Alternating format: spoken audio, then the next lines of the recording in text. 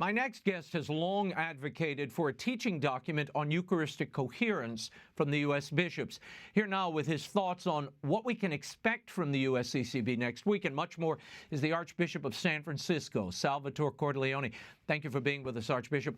According to reports, part of the impetus for the bishop's work on this document and the Eucharistic revival to increase Catholics' understanding and awareness of the Eucharist was that Pew study. We discussed it with Bishop Olston earlier. In the fall of 2019, it showed only 30% of Catholics have what might be called a proper understanding of Christ's presence in the Eucharist. Will this document change that understanding? I hope it will make a contribution to changing that understanding. That Pew study, unfortunately, follows in the line of previous surveys that have been done, and it seems that the belief continues to decline. So we do need some kind of a Eucharistic revival. I believe it's important that our people understand there are two initiatives taking place here simultaneously.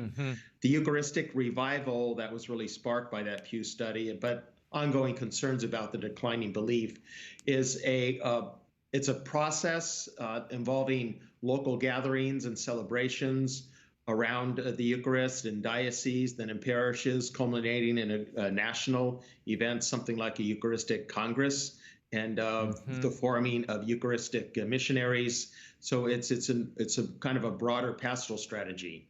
The document that will be debated next week in Baltimore at the USCCB meeting is this one we call Eucharistic Coherence, which is the teaching about what it means to be properly disposed to receive Holy Communion. So this is sort of like we could consider it the doctrinal basis for what the Eucharistic revival process is.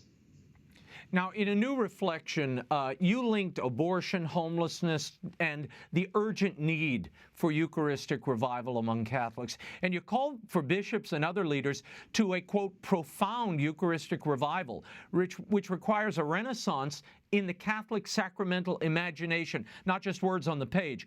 What do you mean by a Eucharistic revival, and how do you achieve that?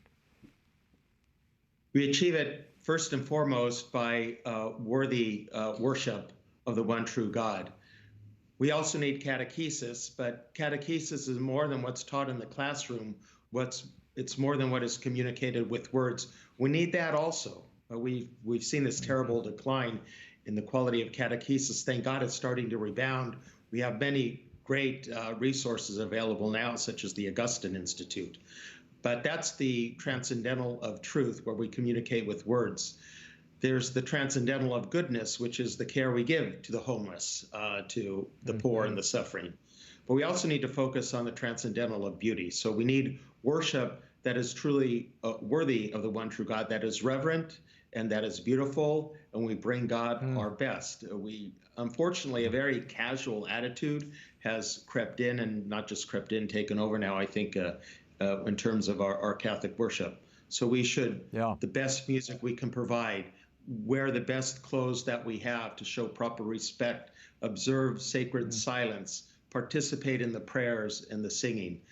So truly worthy worship of God will help to instill this Eucharistic revival we're seeking. Yeah. And I want to touch on that in a moment. I want to get to that, the whole idea of liturgy and offering beautiful worship to God. But before we get to that, is enforcement of canon law and publicly calling Catholics in public life who challenge church teaching, is that part of this Eucharistic revival? It certainly is, or may be. It's a tricky situation. But I think there is a problem when Catholics in public life give a counter witness to not just the faith, doctrinal beliefs, but what are parts of what we call the natural moral law and fundamental human rights. That does create a problem, and we hope that we can take action to move such people down a path of conversion to embrace the totality of human life and dignity. As you know, I launched the Rose and Rosary for Nancy campaign. I'm asking my own people to pray and fast for our representative in Congress, Speaker Pelosi. They can sign up for that at the benedictinstitute.org. and then we send her a rose as a sign of people's praying the rosary and fasting for her. So we need to pray, we need to fast, we need to engage the spiritual resources that we have. Conversations have to take place, and it's up to each bishop in his own conscience when and whether or not to apply that kind of 915 about keeping people or declaring that someone is not to be admitted to communion. I want to change topics for a moment, and it is related. You brought it up earlier. The Catholic news agency is reporting that Archbishop Arthur Roche, the new prefect of the Vatican's liturgical office, wrote this about the traditional Latin Mass in a letter dated August 4th, replying to English Cardinal Vincent Nichols regarding the application of Pope Francis's motu proprio Traditiones Custodes, which touched on the Latin Mass and restricting its celebration in England and Wales. He wrote this, Roche did: "The use of antecedent liturgical texts has been regulated and not suppressed. The reasons for this are clearly outlined in the Pope's letter. The misinterpretation and promotion of the use of these texts after only limited concessions by previous pontiffs has been used to encourage a liturgy at variance with conciliar reform, and which in fact was abrogated by Pope St. Paul VI as an ecclesiology that is not part of the Church's magisterium." Archbishop Cordileone, what do you make of Roche claiming the traditional Latin Mass was abrogated by Pope St. Paul VI? Is that true? Well, he would seem to be disagreeing with Pope Emeritus Benedict, who said it was not abrogated. I think we desperately need means for evangelization today, as secular and hostile to religion as the culture has become. We need to engage every possible means and resource we have for evangelization. And let's face it, the traditional way of worshiping is a great resource. Many young people are attracted to the beauty and the reverence. The critical thing is to do so in a spirit of unity and of communion with the Church. There is that element there that disparages the Second Vatican Council, that disparages the Reformed Mass, what we call the Novus Ordo. I think a lot of that has to do with the liturgical abuses rather than the form itself, but I've also seen criticisms of the form itself. So that element is there. But I don't see it as the preponderance of people who are attracted to more traditional forms of worship. So we can do it in a way that builds up unity in the Church. And, you know, Pope Emeritus Benedict spoke about this mutual enrichment of the two forms of the Roman Rite, and that's and this internal reconciliation. And I believe totally in his vision. Your Excellency, I want to continue at something you mentioned earlier. In a letter to the world's bishops accompanying Summorum Pontificum in 2007, Benedict XVI wrote the following regarding the 1962 Missal. He said, quote, "As for the use of the 1962 Missal as a forma extraordinaria, extraordinary form of the liturgy of the Mass, I would like to draw attention to the fact that this Missal was never juridically abrogated and consequently, in principle, was always permitted." So I'm getting so many emails about this now. Has it been abrogated? And what does it seem the Vatican's trying to do here? I mean, my understanding, talking to canon lawyers, one can abrogate the permission to use a liturgy, but not the ancient liturgy itself, correct? I suppose. I don't know at the end of the day what difference that makes. I think the important thing is that a bishop make determination for his own diocese what's going to best provide for the pastoral care of people, and again, what will contribute to a Eucharistic revival. I do believe traditional forms of worship have a way of doing that. It's not everything. There are other ways we need to engage what we have available to us. But I don't think we should denigrate that, as Pope Emeritus Benedict has also said that what was held to be sacred and beautiful in previous generations continues to be sacred and beautiful today. In an op-ed in America magazine on Wednesday, Cardinal Blaise Cupich, the Archbishop of Chicago, argues that Pope Francis's Latin Mass reforms here are necessary to secure Vatican II's legacy.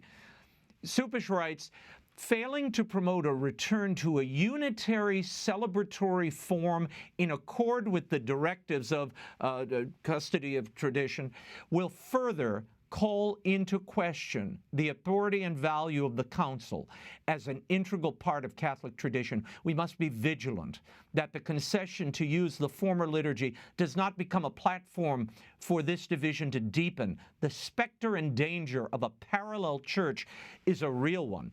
Your reaction, Archbishop, is there a danger of a parallel church? I mean, there doesn't seem to be any proof of that.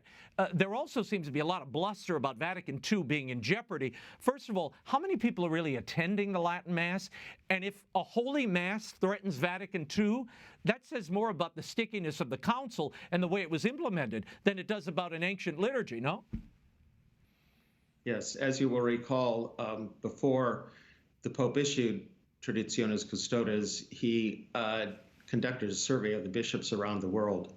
And the last question was recommendations. The recommendation I gave was to see the traditional Mass movement. It's not technically an ecclesial movement like would be, you know, the neo-catechumenal way and marriage encounter Curcio, charismatic renewal, and so forth.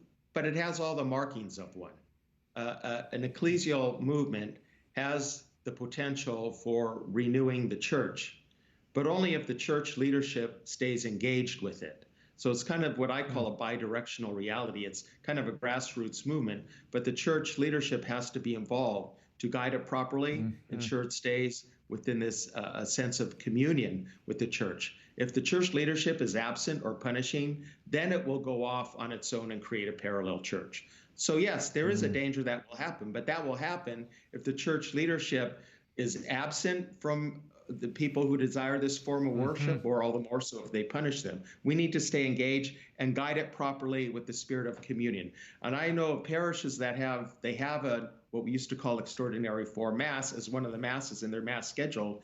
And there's coherence, there's unity in the parish. The parishes are vibrant. So it can be done in a proper way. It's just the way that we do it that matters.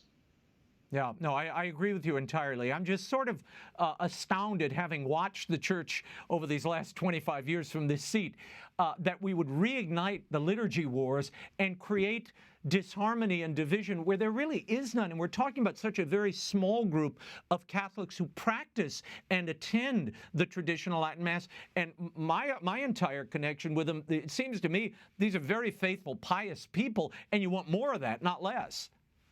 Yes, yes. And thank you for saying that, because I've been making that point as well. What distresses me most of all is how this is reviving the liturgy wars, as you put it, and as we often say. I was happy that we were coming to a point of serenity. You know, it was always such a controversial thing, people going to the old Mass after the indult Mass of Pope St. John Paul II. We were finally coming to a point of serenity. People were accepting of each other's desire to worship, whether it's the Novus Ordo, the traditional Mass, and it was okay to worship in that way. And now I'm afraid this serenity is going to be disrupted and these liturgy wars are going to come back. We cannot allow that to happen. That's what causes division. Yeah. Archbishop Salvatore Cordileone, thank you for your time. We'll be watching you next week. Thank you.